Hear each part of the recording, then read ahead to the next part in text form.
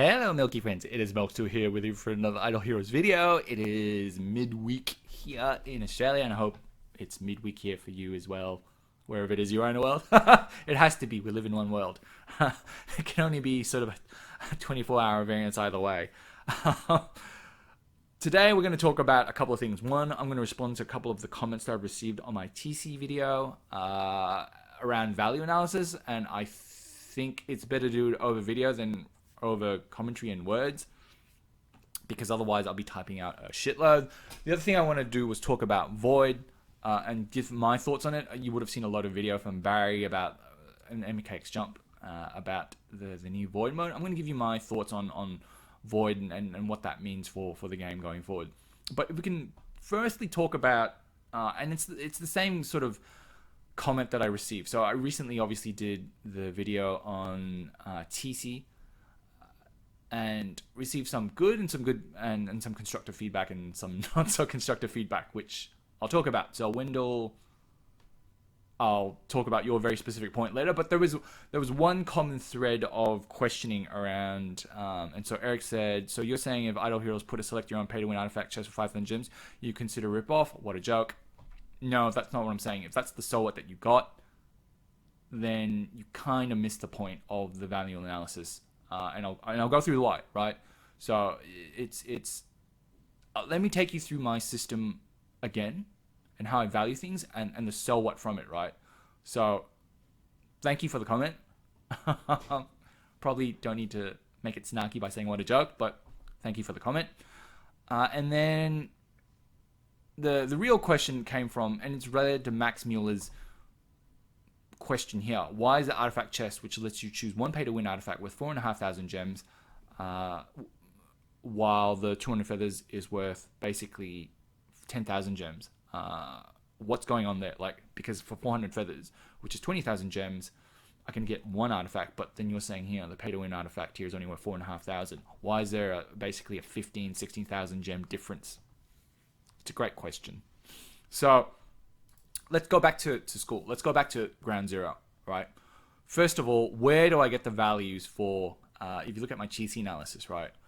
Where the hell do you get the values for, in terms of 9-star puppets, the artifacts, the feathers, all this sort of stuff, right?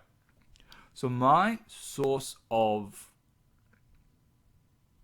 value comes from this game, right? I have not made up any value in this game.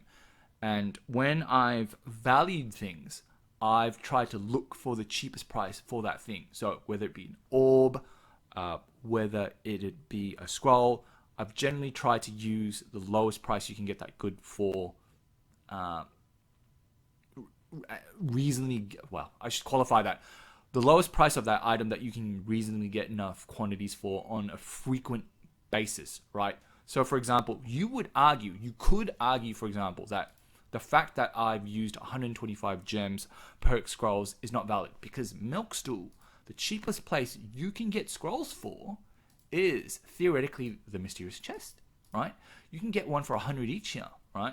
But then my argument is, well, you can only get that once every month, and you can only get 5 at a time. So what are you gonna do? You're gonna buy 5 every month. You're gonna buy 60 of those a year because you're such a a tight ass. You're only gonna buy 60 a year. Is that what you're saying? Or at the marketplace every day, are you going to buy this 8 for 1,000? And that's the cheapest place you can get it, right?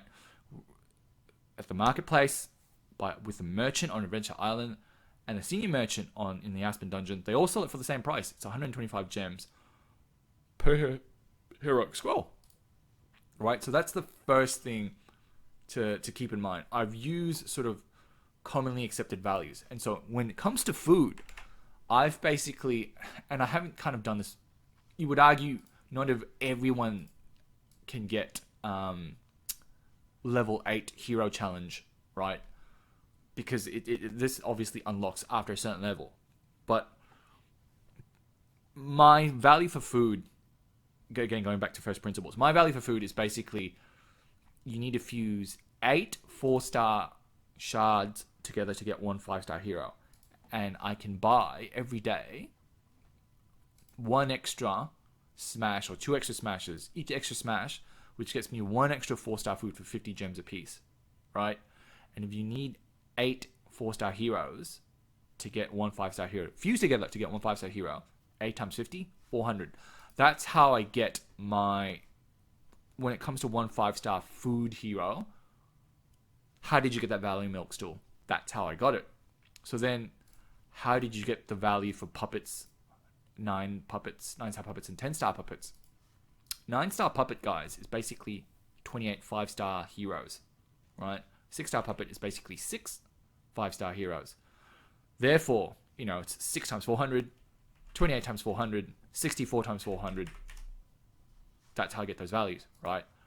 Hopefully, there's nothing controversial there. Like you can very well say, well, milk stool, it's not fair. I can't get those 4-star shards for 50 gems a piece. It's cost me 50 gems a piece. Great. Enter whatever value you want, right? But that's how I got my value for food. And that's a key value that I've used throughout the spreadsheet. So then you go to, well, milk stool. How did you get the value for feathers and the artifacts? Great question. So then we go to this particular table that you see, which I use over and over again, right? I've used it for the longest time in the world. So if you go back to my old videos from last year, the light bulb moment came where I basically, during the event campaign, which happens once a month, so this month is the LV shop and the campaign currency is biscuits. What you get and these pricing levels, they're set like every single month, right? So it's always going to cost you 3,600 of the campaign currency to get you a pay to win artifact. It's going to cost you 3,100 to get a light dark artifact hero, a good one, right? And so they've done a pretty neat thing, and they converted it to a chest, which gives you a bit more optionality, making this worth more than 3,100. You would argue, especially when you compare it to like what you could previously get, and it was a fixed hero. Similarly, this 2,700 threshold used to be just a very recent heroic summons hero that you could get. So this would have probably been Ignis, which you could probably get from here. No, you can't get Ignis, and you can't get Rogan. Yeah, okay, this chest is a fucking ripoff. Don't get this chest. I just realized that. But if you look at the pattern, this would have been a Rogan or an Ignis. The fact that you can't get it, this makes this a ripoff. Who can you get here? Yeah, you can get all the light dark heroes, but this chest, don't buy this chest. This 2,300 has always been sort of formerly a powerful hero that's fallen out of the meta. 1,500 threshold, it's always been a limited skin hero. So for those of you who are new to my channel, and I apologize to everyone that already knows this, but I have to work with the lowest common denominator. I was given this feedback. Not everyone, you can't just assume everyone knows everything. So in this game, there's 3 kinds of skins, right? There's basic skins, which have the yellow border. And then there are limited skins. So basic skin, all right, yellow border. And then there are limited skins, which have a purple border. And there are 2 kinds of limited skins. There's limited skins that you can get from fusing together 5 basic skins, right? Boom, you're going to get a limited skin. But then there are festival limited skins, and these skins are skins that you can only get during a particular festival or when they are offered, basically. So a festival skin is like, for example, this one, this Halloween limited skin, right? For Amun-Ra. You cannot get this skin except for during Halloween when it was first offered. The only time you can get like those festival limited skins is to swap for it during special events like this, when you can actually swap one festival limited skin for another festival limited skin. So for example, you cannot swap a limited skin for a festival limited skin. You can only get it from one from the pool of limited skins, right? And similarly, I think that's the key thing to note, right? So that's what you can get in the campaign shop. 3 kinds of skins, basic skin, limited skin, and festival limited skin. What you get in the shop is the limited skin, the middle one, right? It is not festival limited. And then the other stuff, scrolls, blah, blah, blah, blah, orbs, it's always there, right? So we know for a fact that in this game, you can get, and I've just talked about at the start, you can get 1 scroll for 125 gems. So if you believe each scroll is worth 125 gems, because you can get it for 125 gems, that's the value of it, right? Milk Stool, surely. Then 125 gems is equivalent to 100 biscuits, or 100 of the campaign currency. So now, when you have those two values, you have a conversion factor, right? You can now go ahead and convert all these other things to CAM equivalent gem value. And that's exactly what I've done here, right? Taking the conversion factor, and you can use either the conversion factor from Heroic Scrolls or Profit Orbs to convert all these gem values. I've been conservative and I've used a Heroic Scroll value. If you use the Profit Orb summons value of like about 450 gems per orb, and you bring that conversion factor, so that's like a 1.5 conversion factor as opposed to a 1.25 conversion factor, you get very broadly similar values. It might be out by a couple of gems here and there, but it's broadly similar. And same with the super wishing coins, right? If you want to bring that over at whatever that's worth, then go ahead and do it, right? I'm not saying that, you know, you can buy pay to win artifacts for 4,500 gems. You can't. Obviously, if you could, everyone would do that, right? But the thing with this game is I needed some way to convert these items, these pay to win artifacts, these elite light dark heroes, the skins, all that sort of stuff. I needed some way to compare that. And the campaign currency was the only way that I found that unified this disparate set of items and provided some value attribution towards it, right? Because otherwise, how on earth would you value a pay-to-win artifact? On what basis could you compare that to, right?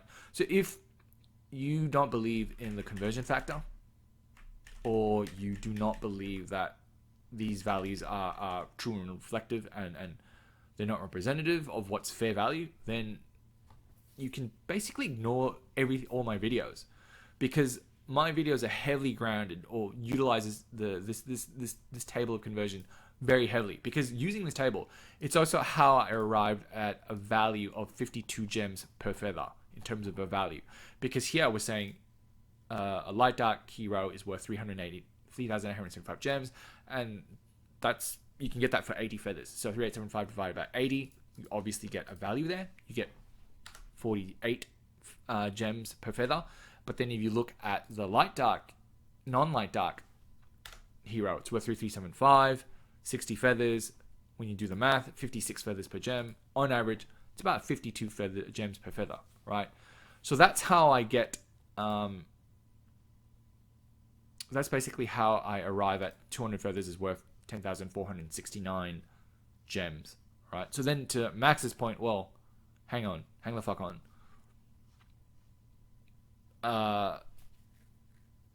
What's the so what?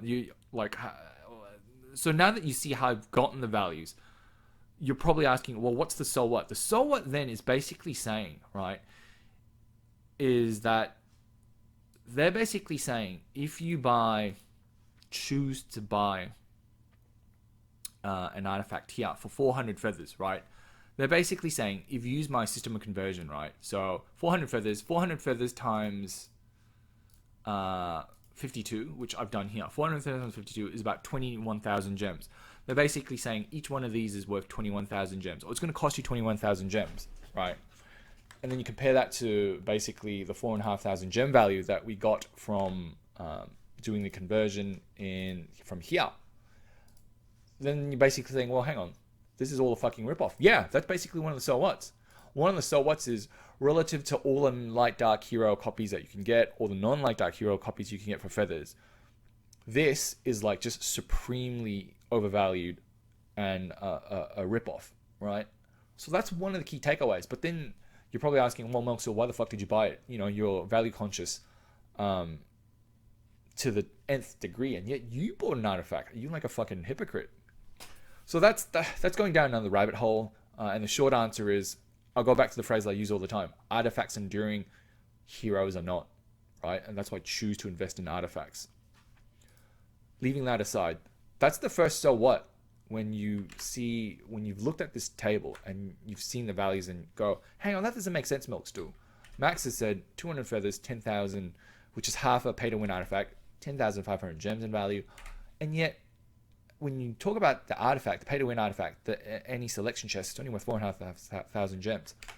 First, so what? This is a ripoff, right? So that's why when you convert feathers to this artifact, first takeaway, it's a so what. The second thing that conclusion you could draw is this, right? Here, the artifact, 4,500 gems. When we convert it to gems, the 3,600 biscuits to gems. This is a very specific artifact, and it changes from month to month. You cannot pick what artifact it is. It is not a chest, right? So then you would argue, well, and you would argue this is not a chest either, but let's, for argument's sake, this is a chest because it gives you a bit more of a selection, a bit more of a choice. And especially they're kind of like two artifacts here that you would argue a lot of people would pick. So let's just say, for argument's sake,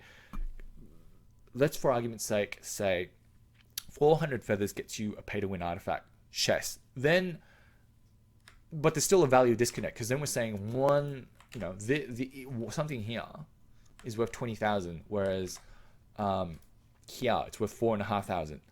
But you'll also note the difference that this is a very specific artifact which you cannot pick, and this here you can pick from one of four. But we've said, for argument's sake, it's basically equivalent to a chest. You can pick any artifact you want. So the value difference of between 4,500 and 20,000, that extra 16,000 gems, right? 16,500 gems. That's the value of optionality right there. That's the other so what you can take away from this, right? And whether or not that's a fair value, that's a completely separate point. But that's the other so what you could take. The real answer to be in reality, it's somewhere in between. Is a pay-to-win artifact worth 4,500 gems? Assuming you believe in that conversion table that I just talked through and how I converted these values, then yeah, that's what the table says, right? Outside of that, if you believe it's something else, then it's something else. But then the burden of proof is on you to tell me, well, how much is a pay-to-win artifact worth? How did you get to that number, right? This is how I got to a number, because I've never seen anyone come up with a number by themselves that sort of accurately reflects how much an artifact is worth in gems term. But if you do have that, comment down below. I'm all for contrarian views. But going back to my point, the real answer is, look, is it worth 4,500? As a minimum, probably, right? If you gave everyone the chance to buy that pay-to-win artifact, let's leave biscuits aside. Let's for example, let's just say these are gems, right? And you could just buy these for gems out every week. Probably everyone would buy that, right? But then how much is that additional optionality worth? Is it worth a factor of basically 4.5 or 20,000 gems, an extra 16,500 gems?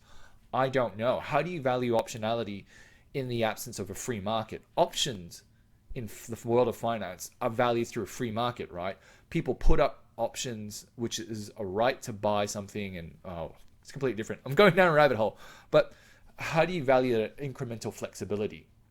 The answer is I don't know. Is it worth 21,000? Probably not. But, that's the other takeaway you could get. The real answer is probably somewhere in between, right? In terms of how much is a pay-to-win artifact chest worth. It's probably at a minimum worth 4,500 feathers. Is it worth 21,000? I don't know. The answers, but I've given you the range of values. The right answer is probably somewhere in between. You have to decide for yourself whether or not it's worth it. I obviously have decided that it's worth getting it here with the price of optionality in there, because like I said, I'm willing to sacrifice not having my third and fourth carry now for a year down the track when carry's out of the meta. I will have a Radiant AMB or a Splendid AMB, right? I'm willing to give that up for the short-term game, for the long-term game, if that makes sense, right? So now we come to the second part of the video, which is Void, and I've sort of purposely avoided making any videos on Void because I hate making inferences from just pictures and videos of other people's videos. It's hard to tell until they release the final version. I mean, you can get a sense of what it's like, but until they've nutted out the nitty gritty details, it's hard to provide fair commentary on it. On the face of it, look, it looks like another Idle Heroes game within Idle Heroes, and you sort of then saying to yourself, well, hang on, do I really want to pay for and bother with another Idle Heroes within the current Idle Heroes? Why can't you just sort of make this Idle Heroes and all the stuff here just a bit better, right? So why can't you, like, for example, I don't know, give me more scrolls? Because if you think about one of the key things that people look forward to in this game and strive towards is obviously centered around the heroic scrolls event and the prophet orb events, right? That delayed gratification, saving for it, and then opening up 2,000 and going through the highs and lows of getting good heroes, bad heroes, and building something to E9. You know, that satisfaction of delayed gratification and an accomplishment, right? And that goes back all the way to like the two things that you need in this game to keep people going, which I've done a video on what like makes this game tick and what makes a successful mobile game, and it's broadly structured around two things. For those of you that can't be bothered watching the video, again, link down in the description below. But those two things are effectively one, you have to obviously define an end state or some sort of an end state, and it's fine if you keep moving that end state, but there has to be a finite end to a perceived finite end state to the game. Otherwise, people are like, well, what's the point of this playing game if there's no end state? So, for example, slots, right? You can, and let's imagine that you can play slots over and over again, and like you never win or lose, right? Because you know the payout is set such that if you lose, it'll always give you back money that you lose, right? So there's no end in sight in that game, and you just keep pulling the lever, and you know you win, you lose, you win, you lose. But overall, after 100 spins, you're always back to the same spot, right? Why are you playing the game? A lot of people are like, well, it's the journey, and that I'm going to talk about the second part of my what's needed for a game to be successful. So the first part, what the one of the critical ingredients needed for a game to be successful is that there needs to be a perceived end state, and that end state needs to feel like it's achievable, even if it takes a long time. People have to see progress along the way, that they're making progress towards the end state. So end state here, you would argue, for this game right now is like the E5 heroes. It's an upgraded tech tree, especially the first levels. It is doing Tower of Oblivion, getting to 650. It is finishing Sealed Land as much as you can. So I'm 19, 20, 17, 13, 20, 20, and I can get to 20 for a lot of these. And that's my next project. That's what I'm working on. So one of the key things obviously they can do is just to keep changing the end state, right? Add more Tower of Oblivion levels, add more Seal Land levels, add more Aspen Dungeon levels, blah, blah, blah, blah, blah. And then you can also make like E6, E7, and they're doing that with Void, right? They're making E6, E7. Basically, you can now upgrade to level 350 with your heroes. So that's one of the key ingredients of making a successful mobile game, in my opinion. The second thing is obviously building a sense of community around it, right? So if I didn't have my guild, honestly, I would have given up on this game a long time ago. And I suspect for a lot of people here, if you didn't have your Reddit community or whatever community that you're involved in for this game, if you're just playing this game as a solitary individual, I think there's only so much. Unless it's like a really engrossing game, like that has a beautiful story, and you're just compelled to play it for many hours on end. Like, say, for example, Resident Evil or a Final Fantasy. There's just no playability, right? Without a community. And that's why games like Fortnite, that's why games like PUBG, that's why games like Call of Duty, they're so successful. People don't buy those fucking games for the campaign mode. And some of them don't even come with campaign modes, right? Looks like Fortnite, PUBG, that doesn't come with campaign mode. That is purely a community-driven experience, right? As this is, right? So with the guilds and Guild War, Interdimensional Arena, but probably more so the guild, right? That's what makes this a community experience, and it's the sense of belonging, sense of community that keeps people, I guess, in the game and keeping going, right? And to an extent, that closed loop community in terms of like, for example, Trial of the Champions, and the fact that, you know, there's a set of named individuals here as opposed to a bot like on Tower of Oblivion. That makes you want to beat GDP or Spirit and outspin that individual just to beat them. But bottom line, sense of community or belonging to some community, and having a role within that community. That's the other thing that keeps people coming back to a game. So then these are the two dimensions that you can work on when you're trying to improve a game. And so when you look at Void and they've come up with more content, you've got to ask yourself, have they hit the mark in terms of coming up and hitting those two dimensions, right? So does Void foster an increased sense of community? The argument is probably no, right? It feels like very much another Idle Heroes in an Idle Heroes, and so then you got to ask yourself, well, what the fuck's the point? Because if you look at other games that did that, like with Clash of Clans, right? So Clash of Clans, for those of you that played it, obviously that was the main sort of world where you built your clan castle and you built shit around it. But then around 2018, remember they built that second area that's got nothing to do with the first area. It was basically a mini Clash of Clans, and so now you had 2 areas to play in, right?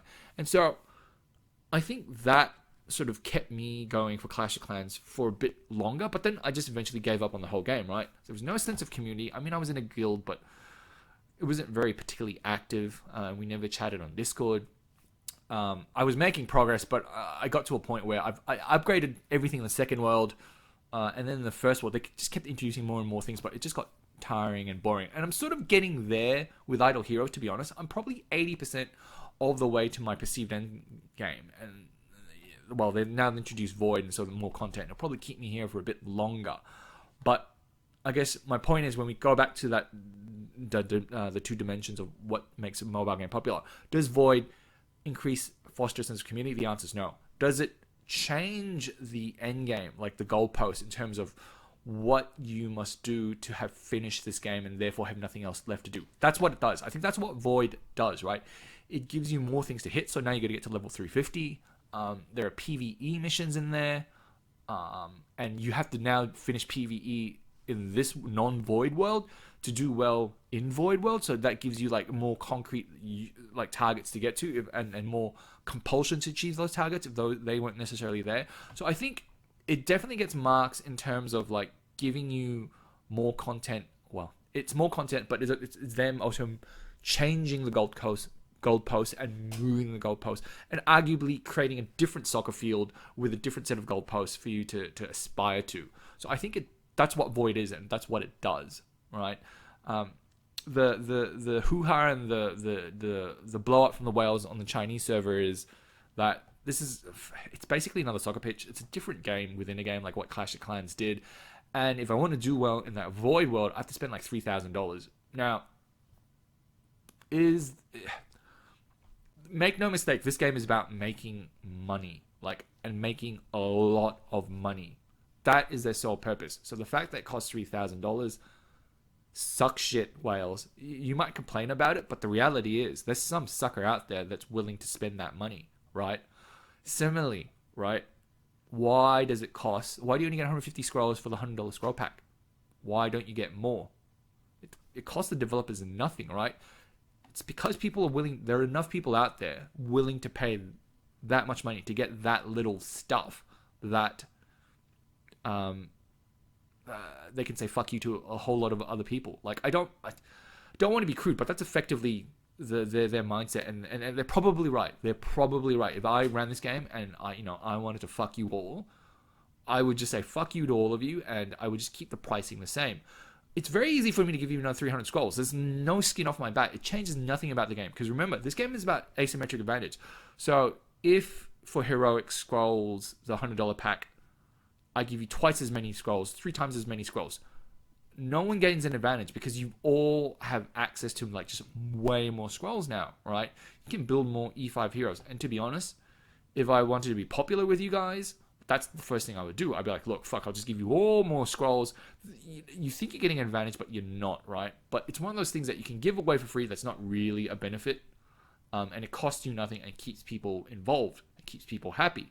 And you need people, a critical mass of people in this game to keep it going. Because let's be honest, this is more of a PvP game than it is a PvE game. As much as there's good PvE content out there, the reality is we keep coming back for the PvP stuff, because PvE stuff, you would argue I've achieved most of it. Tower of Oblivion done, Aspen Dungeon. It's only a matter of time before I get to 50 and then 100. Seal Land, I've done a lot of them, and I'm on my way to basically completing all the Seal Land except for Dark. So then what's there left in PvE content? Broken Spaces, I've crushed it, right? I can finish it in less than 100 tickets. There's no incentive to finish it in 7 tickets. There's genuinely no incentive to finish it in 7 tickets. I get no satisfaction out of that. And similarly, Flame Shrine, right? I get no satisfaction out of coming first. Only top 10. Like, I just want the coins. So, in terms of, like, them, like I said, going back to the point, like, some cheap ways to make people happy and improve longevity and make more money, one of the things they could do, rather than coming up with Void, they could have just given people more stuff, more scrolls, more orbs, to build to experiment and play around with just way more heroes. Because right now it's just so fucking hard to get one E5 hero. Now you're making it like E7. You know, you can upgrade to level 350. Well, fuck that. I'd rather you give me way more heroes, and just make it such that, you know, there isn't a clear lineup that will just crush all other lineups. Like keep reworking the old heroes, right? Just keep fucking around the balance, so then people have to keep changing the lineups and investing in new and different heroes, rather than, you know, getting into like a GDP situation where he's got like one entire row of carries, one entire row of Sherlocks, half a row of basically Russells, half a row of, you know, the next must-have hero, a row of Delacium army people, a Mim Cheese team, right? He's the only one that can have fun and play around the different heroes in this game. Like, why do you not allow us to have fun with all the heroes, right, and play around with them? Like, you've already built the fucking game. And this is the tension between, like, they're obviously out to make as much money as they can, so they're like, fuck you, I'm not going to let you experiment with all the heroes. So if you want to play around with all the heroes that you can see here, you got to fucking build it, right? Fuck you, I'm not going to let you have that. In the real world, right, this was a PC game, right? They'd give you all those heroes. You'd be able to get every single light hero, every single dark hero, and the expansion pack is a new hero. And that new hero is like $50. It's $50 for every new hero that they introduce. And if you want to play around with it in the new hero, go for your life. But they've obviously come up with a beautiful revenue model, such that they can get away with making it super hard to get just literally any hero. And people are willing to pay for it. They're willing to pay so much that they can just keep saying fuck you to, oh, you want free stuff? You want more stuff? No way. There's a bunch of people out there, and you basically know who they are. You can just name these individuals. It's basically, you know, this guy, this guy, this guy, this guy. These guys are who keep the game expensive. As much as, you know, GDP comes up with great content, the reality is, if you're trying to look for more value, these guys here, and you would argue these guys here as well, they are what keep it's these whales that, yes, you would argue they're funding the game as well, but they're also keeping the price and the value of things low, right? Who's to say, if you, like, for example, if you made it such that each new hero cost $100 and you could buy that hero, who's to say that that's not a better revenue model and that doesn't make more money, right? You don't have the counterfactual. They've never experimented with that alternative scenario, because the current model they have now makes so much money, they'd rather tweak around the edges rather than go full-blown different revenue model. And that completely makes sense, right? As a business strategist guy, when I give advice, you rarely, unless the business is in complete trouble, or you see someone else experimented with this other model and it's going to take basically players away from your game, only then do you convert, only when there's burning platform, basically, do you bother changing how you make money in the game. Anyway, that's my thoughts on Void. I think there's enough good content out there that will extend the life. I think, now that I think about the whole, like, they're just trying to get more money from us. Yeah, of course, that's the whole purpose of this game. Like, you know, it's a tension between them trying to make a ton of more money and keeping you here and keeping you happy, right? They don't, nothing's free in this world, right? So you just got to get used to it. So if it's a bunch of whales complaining, I'm super okay with that. And if they're going to quit, even better for me. It's less competition. But yeah, I'm going to reserve my full thoughts and judgment on Void until it actually drops. Anyway, that's the video, guys. Have a great week ahead. Thank you as always for watching.